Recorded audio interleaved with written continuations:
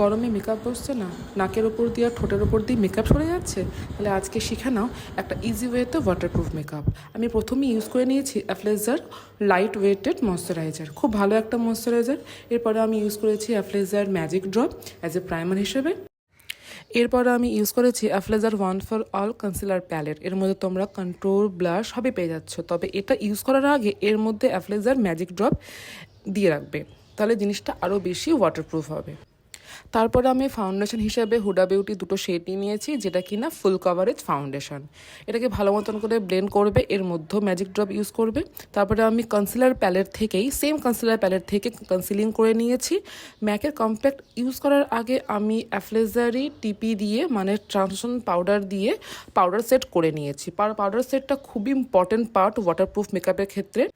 এরপর আমরা water spray করে দেখে নেব যে আমাদের মেকআপ ওয়াটারপ্রুফ হলো কিনা। তোমরা দেখতে পাচ্ছ আমি ফুল ফেসে ওয়াটার স্প্রে করছি এবং ওয়াটার ড্রপগুলো একদম ঝরে পড়ছে, মানে যেমন পদ্মপাতার মধ্যে জল থাকে না যেমন ঝরে পড়ে, ঠিক তেমনই তোমাদেরও মেকআপ এই পজিশনে যদি ঝরে পড়ে তাহলে বুঝবে তোমাদের টেকনিক একদম রাইট ওয়েতেই যাচ্ছে।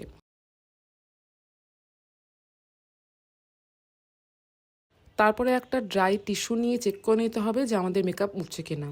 তোমরা এখানে দেখতেই পাচ্ছ আমার টিস্যুতে কোনো রকমের মেকআপ ওঠেনি। ওয়াটারপ্রুফ মানেই যে সবসময় ম্যাট ফিনিশ আসে তা কিন্তু নয়। তোমরা যদি রাইট ওয়েতে রাইট প্রোডাক্ট ইউজ করো তাহলেও কিন্তু মেকআপ এতটা গ্লোয়িং এবং ফ্ললেস হবে। আশা করছি তোমাদের এই ভিডিওটি খুব হেল্পফুল হয়েছে। এই মেকআপ ভিডিওটা শুধু মেকআপ আর্টিস্টদের জন্য না, যারা সেলফ মেকআপ করতে পছন্দ করো তাদের জন্য। Thank you for this watching.